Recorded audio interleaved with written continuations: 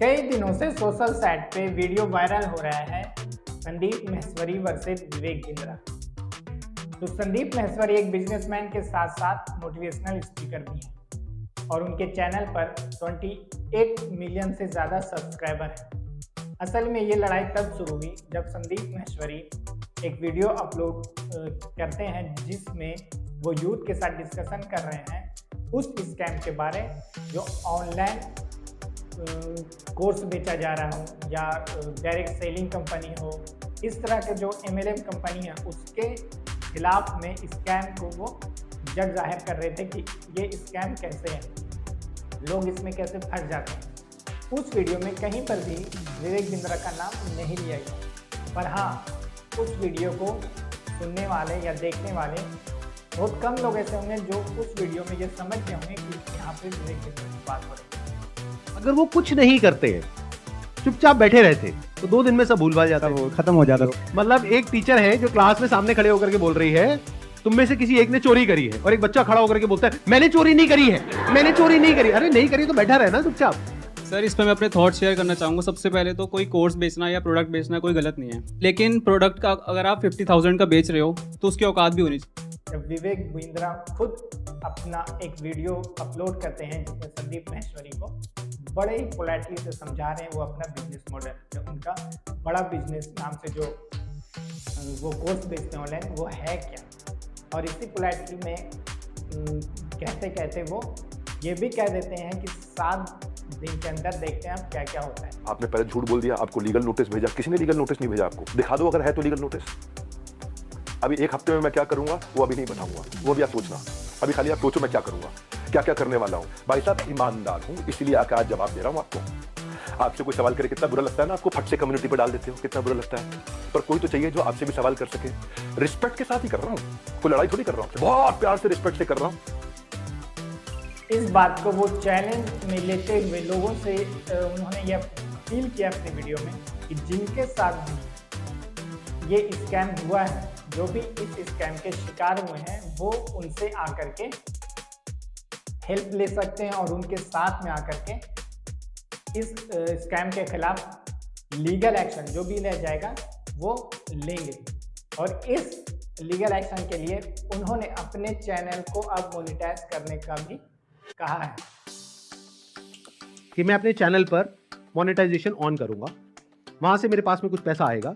मान लो 2-3 महीने में मेरे पास में 1 करोड़ रुपए आ जाता है, तो इस 1 करोड़ को मैं यूज करूंगा इंडिया की सबसे अच्छी लॉ फर्म को हायर करने के लिए, जो कि इन लोगों को रिप्रेजेंट करेगी जिनके साथ ये स्कैम हुआ है। उसका पैसा कहां से आएगा? मेरे चैनल पे जो एड्स रन होंगी अगले 2-3 महीने तक, वहां से आएगा। अगर उस पैसे की मुझे जरूरत पड़ी तो, अगर उतना पैसा मैं खुद अरेंज कर पाया तो मैं एड्स ऑन नहीं करूंगा, लेकिन अगर मैं अपने बेस पे अरेंज नहीं कर सकता हूं तो मैं एड्स ऑन करूंगा। तो तैयार रहना, कल को बोलना मत कि एड्स कहां से ऑन हो गई। जरूरत पड़ी तो मैं 1-2 महीने के लिए एड्स ऑन करूंगा, फिर बंद कर दूंगा जैसे ही मेरे पास में उतना पैसा आ जाएगा जितना उस लॉ फर्म को देना है। फिर वापस से अगर मेरे पास में पैसा खत्म हो गया उनको देने के लिए 6 महीने बाद फिर से एड्स ऑन कर देंगे।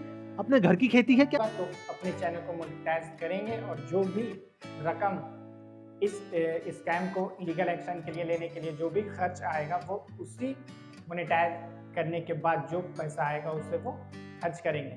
और जब वो रकम जमा हो जाएगा, इकट्ठा हो जाएगा, तो फिर वो मोनेटाइज को ऑफ कर देंगे।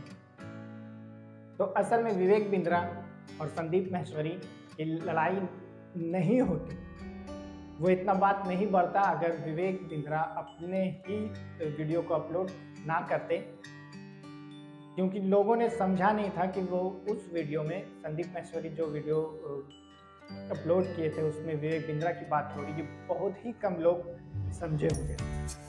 तो असल में मुझे भी किसी जान पहचान ने अप्रोच किया था, एक MLM कंपनी, डायरेक्ट सेलिंग की कंपनी। तो मुझे ये बताया गया कि यहाँ पे कुछ काम नहीं है, कुछ काम नहीं है और आप अमीर बन जाइएगा 6 महीना, साल भर में या 2 साल, मतलब कि ज़्यादा वक्त लगेगा नहीं और आप अमीर बन जाइएगा। तो जब मैं उस कंपनी को ज्वाइन किया तो वाकई में 2-3 दिन तक देखा कोई कुछ काम नहीं कर रहा, कोई इधर बैठा है, कोई उधर बैठा है। मैं हमेशा ये अपने सीनियर से या जो मेरे साथ थे पूछता रहा कि काम क्या है, काम क्या है, काम करना क्या है।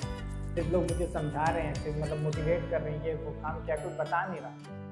तो एक दिन छोटा सा सेमिनार हुआ, उसमें जब गए तो मुझे पता चला कि ये डायरेक्ट सेलिंग कंपनी है, जो कि साबुन, तेल और छोटे मोटे मेडिसिन, इस तरह के पाउडर, स्प्रे या परफ्यूम, वो सारी चीज़ें को बेचना है।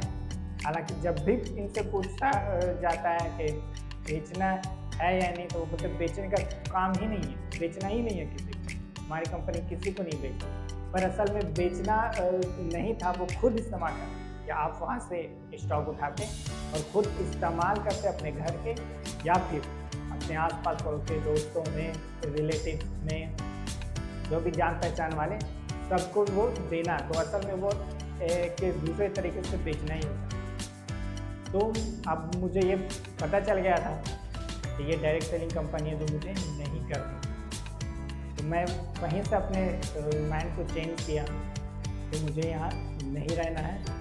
बात की ये वो इधर उधर, पर पैसा मेरा भी वापस नहीं।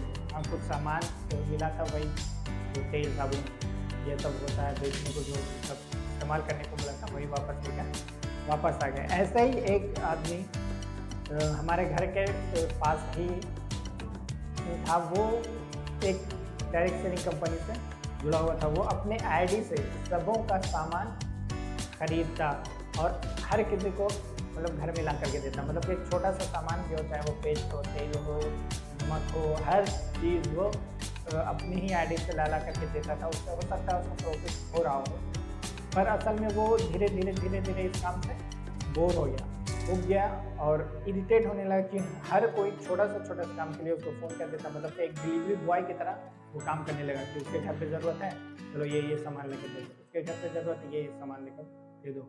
तो कुछ दिनों बाद देखिए वो अचानक से गैप हो गया, मतलब पता नहीं वो कहाँ चला गया। और फिर कुछ दिन बाद जब वो मुझे मिला, तब मैंने उससे पूछा क्या ये कहाँ चले गए थे अचानक। तो सारे कहानी बताए कि ऐसा ऐसा हुआ, मेरे सीनियर ने मुझे इस तरह का बताया था, पर यह काम ऐसा था, वैसा था, जो भी हो। असल में वो भी इस स्कैम का में फंस चुका था, जैसे कि मैं भी फंसा था, तो वो भी फंसा था, और बहुत सारे लोग फंसे होंगे। अब इस बड़े बिजनेस, जो विवेक बिंद्रा जी बात करते हैं, बड़ा बिजनेस, उनके भी बंदे मुझे अप्रोच किए थे। जब मैं उस वेबसाइट पे गया था, तो लॉगिन करने के बाद चाहे मेल हो या फ़ोन नंबर हो, वो डालना पड़ता है। तो उस फ़ोन पे फिर मुझे व्हाट्सअप आने लगा। तो जब मैंने बात किया, तब वो भी यही कहने लगे कि बस दिन भर में 2-3 घंटे काम करना है और कुछ करना नहीं है। तो मैं फिर तो उनसे वही सवाल किया कि मुझे करना क्या है, आगे 2-3 घंटे ही करके इतने जल्दी अमीर बन जाऊंगा, लाखों कमाऊंगा, तो करना क्या। तो उन्होंने एक लिंक शेयर किया कि आप इस वीडियो को देखिएगा, जूम पर मीटिंग होगी, हमारे बड़े जो हैं सीनियर जो हैं वो मीटिंग लेंगे, वो सेमिनार आप ज़रूर से देखिए, घंटा 2 घंटा का सेमिनार होगा। तो उस लिंक पर जब मैंने लिंक वो मुझे शेयर किए, मैं उस लिंक पर गया, तो बस वही बात है, मर्सिडीज कार और ये अपना बैंक बैलेंस का चेक ये दिखा रहे हो। हालांकि हर कोई अपना सैलरी छिपाता है, हर कोई के पास कितना एसेट है, बैंक बैलेंस है, ये सब कोई अपने आप में छिपा कर रखता है। बट ये डायरेक्ट सेलिंग वाले जो इन कंपनियों पे जो 1 जोड़ो या 2 जोड़ो, या अपने नीचे पिरामिड बनाने का होता है, इस लेवल को पार करो तो उस लेवल को पार करो, इस लेवल तक पहुंचने के लिए 5 को जोड़ो, इस तरह के लोग अपने बैंक बैलेंस तक बताते हैं। अब सही बताते हैं, गलत बताते हैं, फेक ही होगा, सारा फेक ही रहता है, तो वो इस चीज़ को जाहिर करते हैं। तो जब भी कोई झट से अमीर करने का स्कीम बताए, आप उससे दूर रहिए, क्योंकि अमीर होने के लिए झटपट नहीं होता, अमीर होने के लिए मेहनत करनी पड़ती है, वक्त का इन्वेस्टमेंट होता है, तब जाके कोई बड़ा आदमी बनता है। तो इस लड़ाई में जो ऑनलाइन बिजनेस बेचा जा रहा है या डायरेक्ट सेलिंग कंपनी है, स्टॉप स्कैम बिजनेस जो संदीप महेश्वरी का हैशटैग है, उसके मैं साथ हूँ।